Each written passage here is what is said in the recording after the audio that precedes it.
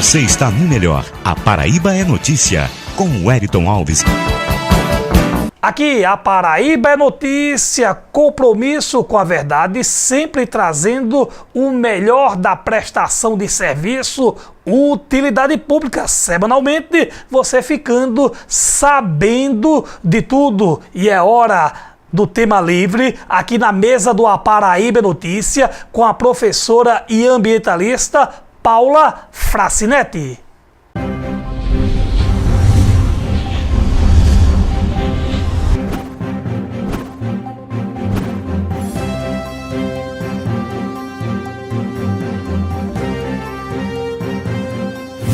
Meus companheiros e companheiras que acompanham o nosso programa devem estar satisfeitíssimos. São os convidados e convidadas que eu tenho trazido para cá para acrescentar à nossa cultura, ao nosso conhecimento, à nossa vida, às suas vidas e às suas histórias e no que eles acreditam. Claro que vocês sabem que cada um que vem aqui tem uma grande história a dizer para todos vocês. Pena que o tempo é muito pequenininho, né, minha gente? Eu já disse que eu vou pedir ao Wellington mais tempo para o programa. Tô brincando, vocês sabem como é caro, né? Tudo na imprensa é muito caro. Mas hoje nós estamos aqui com uma grande professora daqui da Universidade Federal da Paraíba, a professora Joana Bellarmino, pessoa que eu conheço desde a época do Jornal Norte, desde a época da caça à baleia, porque ela foi uma daquelas pessoas que contribuiu muitíssimo para que conseguíssemos aquela grande vitória da APAN, Associação Paraibana dos Amigos da Natureza. Vocês lembram da APAN, né? Que é essa entidade que faz o trabalho de meio ambiente, principalmente aqui na Paraíba, de construção de uma consciência ecológica. Porque a nossa vida, tanto de professoras, e Joana vai falar muito bem disso, porque também é uma grande professora, a nossa vida de professora é acreditar na educação.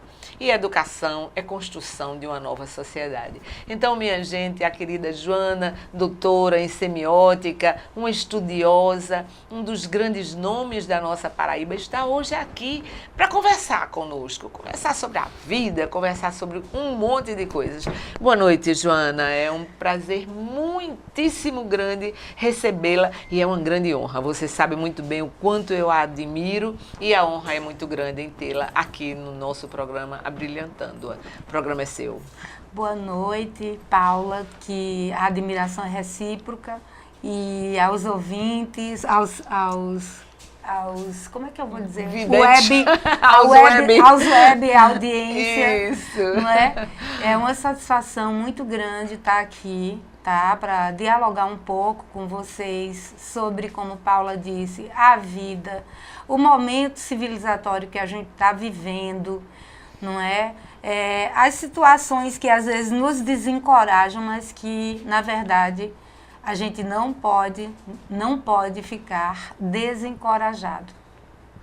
Joana, o país, nosso país, está vivendo momentos dificílimos e você sabe muito bem, porque você também viveu, não na mesma idade que eu, porque eu tenho 75 anos, mas você viveu também aqueles momentos terríveis de 64, em que nós estávamos aqui nos degladiando com os que dominavam, simplesmente por ideias, porque nós tínhamos ideias e nós tínhamos, e temos ainda, né, Joana, claro, o sonho de um novo mundo. Esse novo mundo virá, Joana? Ele virá, mas a gente vive fluxos e contrafluxos. O período de 64 foi um período muito duro, mas as maiores atrocidades aconteciam nos bastidores.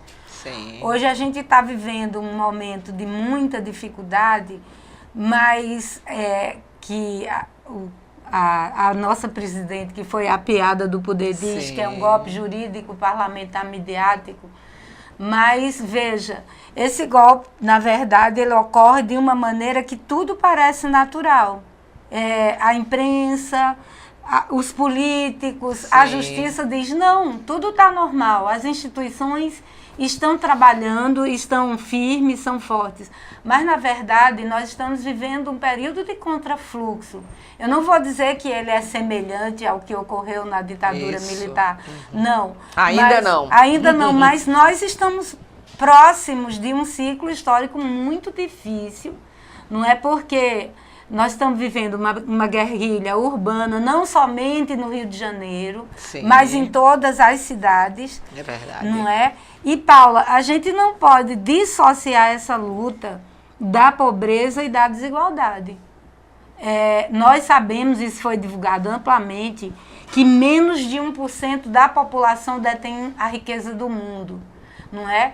Então, nós temos uma desigualdade extrema e ela se reflete, obviamente, em todos esses processos que estão acontecendo, não só no Brasil, né? O processo migratório é muito cruel, Então, nós estamos vivendo um fluxo muito difícil. O mundo novo virá, sim, mas ele sempre se escapa das nossas mãos. Isso. Porque o que a gente tem vivido na história é isso. A gente tem um segundo que eu digo dentro do tempo histórico, ou dentro do tempo universal.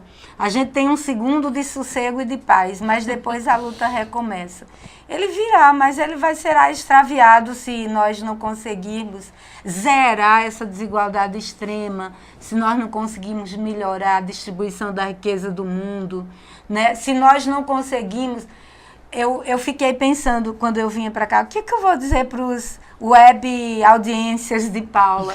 Né? Aí eu pensei assim, poxa, a gente fala tanto em princípios éticos, a gente só devia ter um princípio ético, que seria: todos os seres humanos são iguais. Isto. Todos os seres humanos são iguais. Somente Por quê? isso. Somente isso.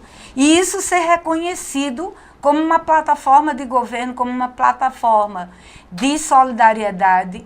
E a humanidade compreender isso, porque, Paula, a gente fica indiferente a muita crueldade. Pessoas que estão dormindo na rua, mulheres que estão se prostituindo, mulheres que acabam ficando doentes porque não conseguem alimentar seus filhos. Então é muito difícil e tudo radica, tudo está, a raiz de tudo isso é a desigualdade e a concentração da riqueza. Pois é, Joana, e é óbvio que isso é a filosofia do capitalismo, né? Porque o que o capitalismo prega? Você, quanto mais concentrar, melhor. Você, independentemente de como se conquista essa riqueza, quais as consequências dessa riqueza. Você veja, eu estava há pouco tempo na rua, lá na Torre, e vendo umas bocas de lobo. O que tinha de plástico, de garrafas, de copos, de sacos ali dentro daquela boca de lobo. Então, ali, quando a chuva chegar com muita intensidade, aquilo vai entrar. Exatamente. Vai-se embora para dentro do rio, depois vai para o manguezal, vai para os oceanos. Minha amiga, amigos que estão nos ouvindo, há ilhas de lixo nos oceanos. Quem botou lixo no oceano? Será que algum navio foi para lá jogar lixo? Não. Fomos nós, nas nossas cidades, com a nossa irresponsabilidade coletiva, Joana. Sim. Eu acho que isso é um grande drama, não é? Não se pensar no coletivo. Nós somos reféns das grandes indústrias, né, de plásticos, das grandes indústrias, de tudo que se produz. Nossa alimentação é péssima, nossa alimentação ditada pela indústria do consumo, pelo mercado do consumo, é péssima. E nós contaminada, somos... né? Agrotóxicos. O Jorge Stengard, que é um romancista, vamos dizer assim, que escreveu O Mundo de Sofia, e ele sempre disse: nós, seres humanos, somos o olho do universo, somos nós que vigiamos o universo. Mas vejam, nós somos a espécie mais predadora do planeta. Nós, inclusive, isso foi descoberto recentemente, eu escrevi sobre isso na minha coluna do jornal A União, nós criamos novas substâncias químicas, nós alteramos o DNA da química da Terra. Com nossas ações, nós alteramos o DNA da química da Terra. Então, nós somos a espécie mais predadora e, na verdade, nós éramos para ser, de fato, o olho, o vigia desse planeta. Sim, a própria Bíblia diz, né, quando lá no Gênesis, que Deus, aos que são evolucionistas e os que são criacionistas. Sim. São duas filosofias que aí estão, às vezes se completam, às vezes se digladiam, mas aí estão. E na criacionista está na Bíblia, o Gênesis dizendo que Deus fez todas as espécies, fez tudo na terra. Por último, fez o homem à sua imagem e semelhança e entregou a terra para o homem cuidar. Ou seja, Joana, nós somos co-criadores. Que co-criadores somos estes? Exato. Que estamos a destruir tudo o que existe na natureza, toda a natureza, que ou a evolução, ou o nosso Deus, que eu acho que a diferença é de tempo, não sabe, Joana? Porque o tempo de Deus nós não sabemos. E o nosso tempo são bilhões de anos que levam à evolução das espécies. Não é verdade? A raça humana, se a gente olhar para a evolução cósmica, a raça humana é apenas um suspiro, Sim. um momento muito curto dessa evolução. Porém, se nós não nos alertarmos a tempo, e talvez já seja tarde, nós vamos ser ejetados desse planeta. A gente vai, o planeta vai nos expulsar, não é? Porque nós estamos criando as condições mais hostis, né? Para a nossa sobrevivência. Para a nossa sobrevivência. E voltando, Paulo, ao capitalismo que a gente começou, né? Há muita gente que diz assim, não, Deus quis assim, é natural haver homens, mulheres, natural haver seres humanos pobres e seres humanos ricos. É como se o DNA do capitalismo tivesse inscrito na própria natureza. E na verdade não é assim. O capitalismo foi feito por homens reais, em um momento real da história, e ele é todo calcado na exploração de homens que exploram outros homens. Então, não tem nada de natural aí. É um processo histórico real, claríssimo. Aí a gente pergunta, o comunismo é bom? O comunismo... Não, o comunismo também causou muitas tragédias. Também. Porém, vejam, o capitalismo ele podia ser mais humanizado. Ele pode ser mais humanizado. Mas como? Se ele quer acumular e lucrar, e tudo isso à custa da miséria e da desigualdade, né? Vou lhe dar agora, Joana, a todos nós, um exemplo do que aconteceu a semana passada aqui na Paraíba. O maldito do Petcock chegou de novo. Dois navios repletos de lixo do refino do petróleo. Os Estados Unidos refinam o petróleo, ficam com o petróleo refinado, e o que não serve, o lixo, vem para o terceiro mundo cheio de fome. Que é isso? Onde é que está escrito que isso está correto? Onde está escrito que o lixo do capitalismo tem que vir para o terceiro mundo? É a mesma coisa de uma linha, Joana, que existe da discussão ecológica, que é o racismo ecológico. Nessa discussão do racismo ecológico, se mostra como o lixo, o esgoto do desenvolvimento vai para as favelas, vai para aquelas comunidades que estão ali no entorno de onde se produz o desenvolvimento, entre aspas. Exatamente. Tem um urbanista famoso, que eu estou esquecendo o primeiro nome dele, eu sei que o último é Harvey. Depois eu vou pesquisar. Né? E ele fala exatamente de como o capitalismo explorou, a exploração imobiliária empurrou as populações pobres, os indígenas, para os socalcos mais impróprios para a moradia. Então, a exploração imobiliária, isso é antigo, não é? Não é de agora, né? É o David Harvey, me lembrei, pronto. Né? Como o capitalismo industrial e a exploração imobiliária foi transformando a cidade em edifícios, não é? E foi empurrando as populações pobres para as favelas. Depois eles dizem, olha, a gente não tem nada a ver com isso, né? E para a favela só tem o quê? policiamento, Sim. violência, né? Agora mesmo o Exército está cedendo às polícias civil e militar do Rio de Janeiro carros blindados, urutus, não é? Grandes armas de grosso calibre, para quê? Para, claro, quer o tráfico, Sim. obviamente querem banir o tráfico, mas dentro disso o grosso da população pobre está morrendo. Joana, e o tráfico? O grosso, o que grosso não tá realmente ali. traz a droga para dentro do nosso país, tá na Vieira Solto. Exato, Tá na exato. Vieira Em Copacabana. Solto, em Copacabana, em Ipanema. Naqueles prédios. Vão lá, Exército. É lá que vocês têm que erradicar Exato. o narcotráfico. As pontas e Tem que as pontinhas procurar, dos icebergs. tem que procurar rastrear o dinheiro do tráfico. Onde é que ele está, o grosso do dinheiro do tráfico? Sim, Não é? E que é o que o alimenta. Quando você falou, Joana, que nós estamos sendo expulsos do planeta, Hawks morreu agora, né? Isso. E Hawks disse, eu li uma frase dele, que daqui a 1000 anos, se nós não estivermos já vivendo em outros planetas, pereceremos. Ele estava listado, você sabia, para ir para uma Sim, dessas viagens, para a primeira viagem, né? Eu acho que a exploração espacial vai crescer. O Stephen Hawking, ele tinha muito... Ele alertava para muitos problemas, Sim. Inclusive aquele acelerador de partículas. Ele dizia que se nós não tivermos cuidado, nós podemos cometer uma tragédia e banir, não é a Terra, é banir a nossa galáxia, não é? Se nós não tivermos cuidado, porque nós estamos explorando forças que a gente não conhece Não direito. conhece, Né? exatamente. Aí ele falava muito que a Terra, daqui a pouco a gente vai ter que sair da Terra. Só que a grande pergunta que fica é, quem vai poder sair? Né? Provavelmente alguns pobres irão para experimento, mas eu acho que quem vai, eu ainda diria que quem vai poder ir.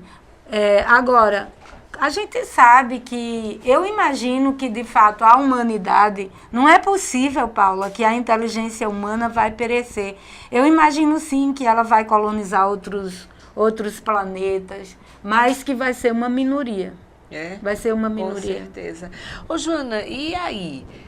Aqui nós temos uma civilização, civilizações que mudam muito, né, Joana? Você teve a civilização dos Incas, dos Maias, e agora você tem a nossa civilização. Em que esses processos civilizatórios se parecem e se distanciam uns dos outros? É uma pergunta muito complexa, mas eu diria que eu acho que as civilizações... eu nem falaria de civilizações, mas de culturas que pereceram, como os Incas e os Maias. Eles estavam completamente integrados à natureza. Isso. Né? E a entendiam, né? E a entendiam. A civilização ocidental, que eu acho que é a que mais tem durado no planeta, ela desenvolveu um processo tecnológico que ele facilita que ela permaneça no planeta. Porém, a civilização ocidental está assentada num modelo que é o seguinte: o Ocidente, ele domina o resto do mundo. Então, é o homem branco, cristão, capitalista, que domina o mundo e não sou eu que digo isso, é o Boaventura de Souza Santos, o Bruno Latouche, que tem um livrinho chamado A Ocidentalização do Mundo, quem quiser ler, né? Então... não é o Bruno Latouche, desculpa, é o Sérgio Latouche.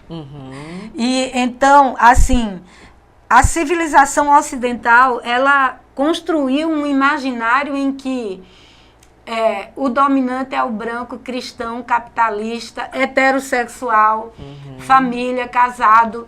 E aí ele foi apagando as diferenças. Aquilo que não cabia no modelo civilizatório ocidental, ele foi apagando.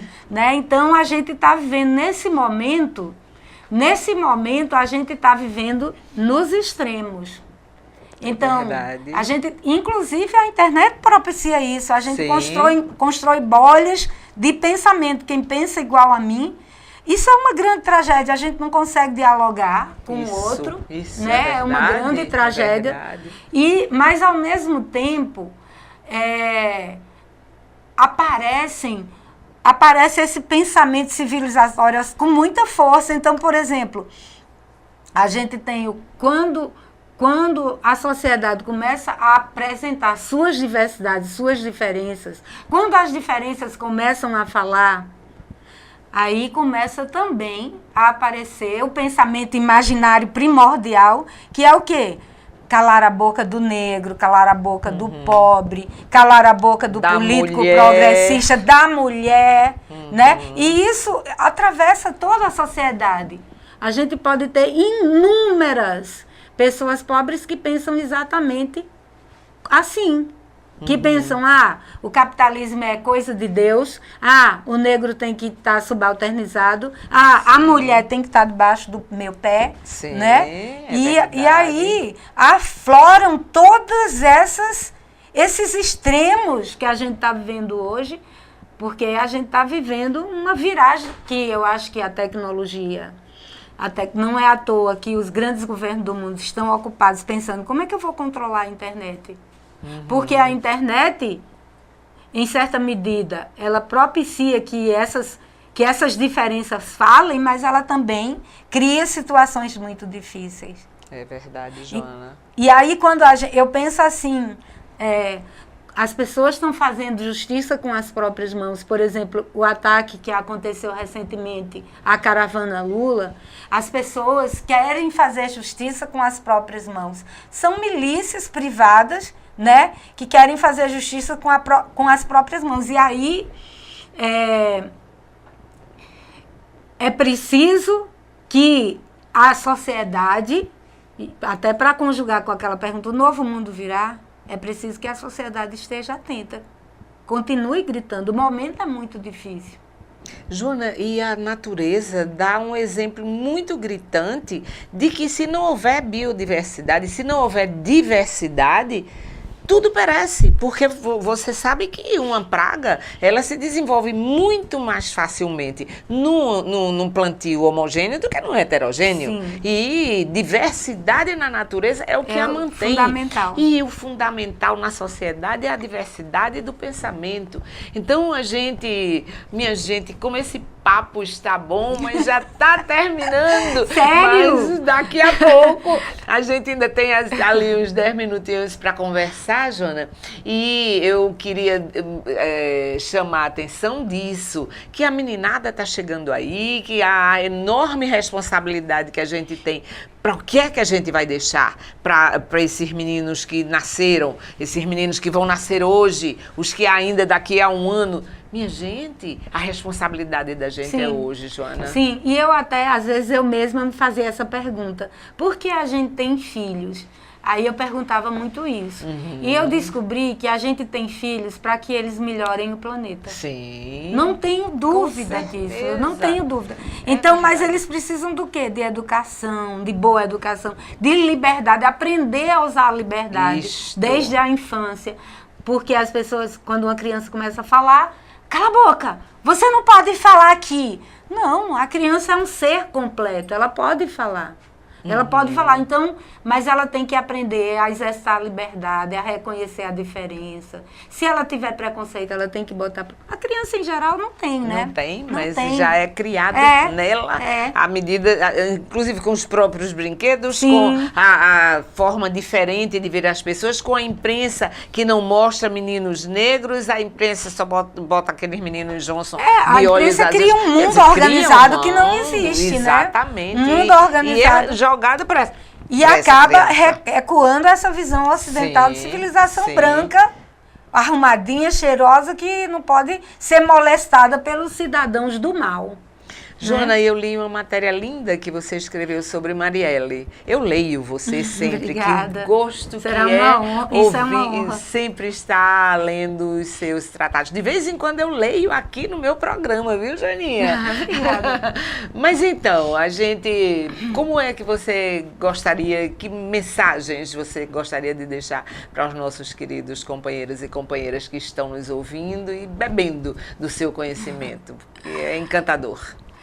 Bem, eu queria ainda frisar que o momento é de muita dificuldade, não é? Que a gente às vezes fica muito angustiado, as pessoas estão adoecendo muito, em cada esquina tem uma farmácia e elas estão Sim. sempre cheias, mas a gente precisa buscar, não é, a práticas transcendentais. A gente precisa meditar, qualquer pessoa pode meditar. A gente precisa se centrar. Eu falando isso, eu nem sempre estou centrada. Não, mas a gente não consegue com esse mundo louco em que a gente vive, que né? precisa... Eu choro, às vezes na minha Sim. sala de aula eu quero ficar em silêncio, eu digo, eu preciso fazer um silêncio estrondoso para ver se essa juventude acorda. Eu preciso passar 1 hora na sala de aula calada. Não, mas meus queridos alunos, eu adoro eles e a gente sempre faz bons diálogos. Mas assim, eu queria dizer para os nossos ouvintes, telespectadores, que a gente precisa se centrar e buscar esse contato do amor, a gente precisa ir para as praças. Porque a sociedade, quando tem um terremoto, todo mundo corre para se proteger num lugar tranquilo, num lugar onde haja gente, né? Sim. Então a sociedade está em ebulição. A gente tem um terremoto acontecendo a cada minuto. Então a gente precisa se juntar. Buscar essa solidariedade, esse apoio, não é? Cantar, sorrir e brigar. Brigar, né? Ir para as praças, fazer ato público. Lamentavelmente, o país está num buraco. Mas eu estava pensando, a gente deixou de fazer formação política. Formação política não é dizer o povo unido jamais será... Não, não é isso. Formação política é criar cidadãos. Cidadãos de direita que respeitem os seres humanos. Cidadãos de esquerda que respeitem os seres humanos. É formar cidadãos para a sociedade, não é? E a gente deixou de fazer essa formação política. É verdade, né? Jonas, lembrou muito bem isso. E os partidos têm culpa nisso? Tem culpa nisso, é uma política de resultados, de se dar bem, não é? E de manter a casta. Eu não posso perder privilégios. Eu não posso perder privilégios. E a gente vai ter que voltar, né, Joana? Eu lembro muito logo quando o PT foi criado, eu cheguei, mas já existia o PT, mas eu entrei no PT.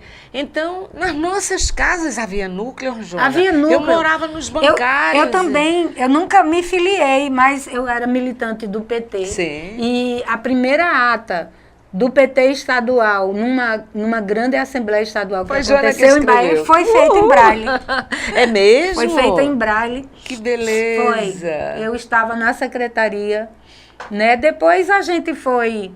Não fiquei Você tão... foi secretária de Cultura em Bahia? Não, não. Você estava em que secretaria? Eu era muito jovem, era Sim. movimento jovem.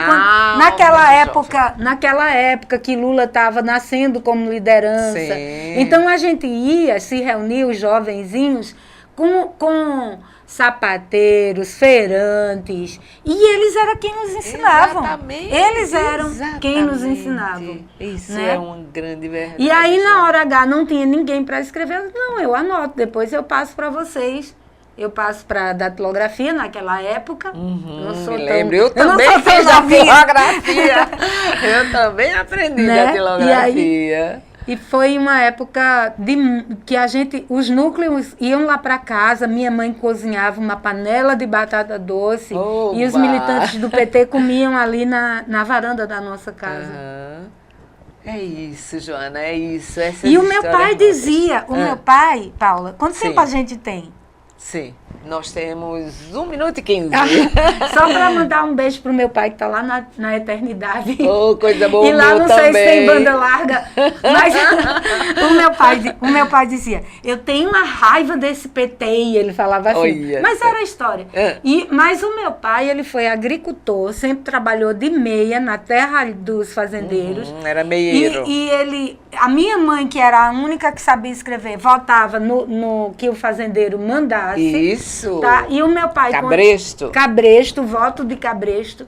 E o meu pai, quando veio para a cidade, Ele dizia isso sorrindo, claro, mas claro que meu pai tinha medo do comunismo, minha mãe tinha medo do comunismo. Naquela época, né? Pegava a criancinha, comia o fígado da criancinha. É verdade. Isso eles espalharam o sertão lá fora, né? Não sei como tivemos as ligas camponesas que lutaram bravamente. Como hoje se espalha tanta Sim, mentira aí tanta também, mentira. né? E o Fake povo news é tão antigo, né? Tão antigo. Como é Pelo amor de antigo, e o Deus. pessoal continua tendo esses medos, o pessoal continua achando que é melhor viver submetido. Tem muita a gente zona de ainda conforto, nisso. Ninguém quer sair da zona de conforto. Só que, Joana, outro dia eu estava num certo lugar e comecei a falar com o cidadão e dizendo a ele, não espere, não venha com conversa. Lá na universidade, eu estava no banco.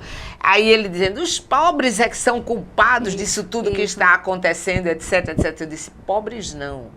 Preste atenção. Eu sou professora aqui da universidade e muitas vezes, meu caro, eu não sei se ele era professor, eu encontrava uma discussão muito mais rica lá na favela do que dentro da minha sala de aula. Meninos e meninas muito mais conscientes do que tinham do seu dia a dia e do que podiam conquistar. Minha gente, depois de todas essas políticas públicas que nós temos aí, isso é uma grande mentira. Agora, a classe média, sim, ela é que mantém isso, ela quer manter o seu bem-estar, independentemente se isso vai trazer bem-estar para a sociedade, para os outros. É pisando nos outros, pisando. Ela não chega lá em cima, né, na classe alta, mas também pisa na classe baixa para ficar naquele patamar. Temos que discutir muito isso, minha gente. Eu acho que... Eu posso voltar? Pode, querida. Olha, minha gente, que coisa boa. Ela voltará, sim. E nós vamos... Os web... Como é que a gente vai falar isso? Se a web audiência deixar... Com certeza eu vou receber muitos e-mails dizendo, cadê aquela professora? Traga de volta que a gente quer ouvi-la novamente. E minha para querida, os que estão perguntando, sim, eu sou cega. É uma cega maravilhosa que dá um exemplo lindíssimo de que não são os limites que nós temos no corpo que podem limitar nossa alma, nossa mente e os nossos corações. Temos que caminhar, temos que construir este novo mundo, Joana. E você é uma das construtoras desse novo mundo. Com certeza. Obrigada, minha companheira, por ter estado aqui. Obrigada, um beijo Paula. Grande às suas filhas queridas, que eu amo tanto. Boa noite e nos vemos daqui a pouco. Mais um programa teremos. Aqui, programa A Paraíba é Notícia, através do portal aparaíbaenoticia.com ou no canal do YouTube A Paraíba é Notícia. Oferecimento JM Diesel, Francisco Marques da Fonseca, 113, bairro Brasília, Bahia. Tambaí Gás, parcele o seu gás de cozinha em até 3 vezes nos cartões Visa, Hiper e Master. Caixa Beneficente dos Oficiais e Praças da Polícia e Bombeiro Militar da Paraíba. Transparência e respeito. Tratopartes, tudo para tratores em Bahia, na Engenheiro de Carvalho. Casa das Antenas, a sua loja eletrônica da cidade.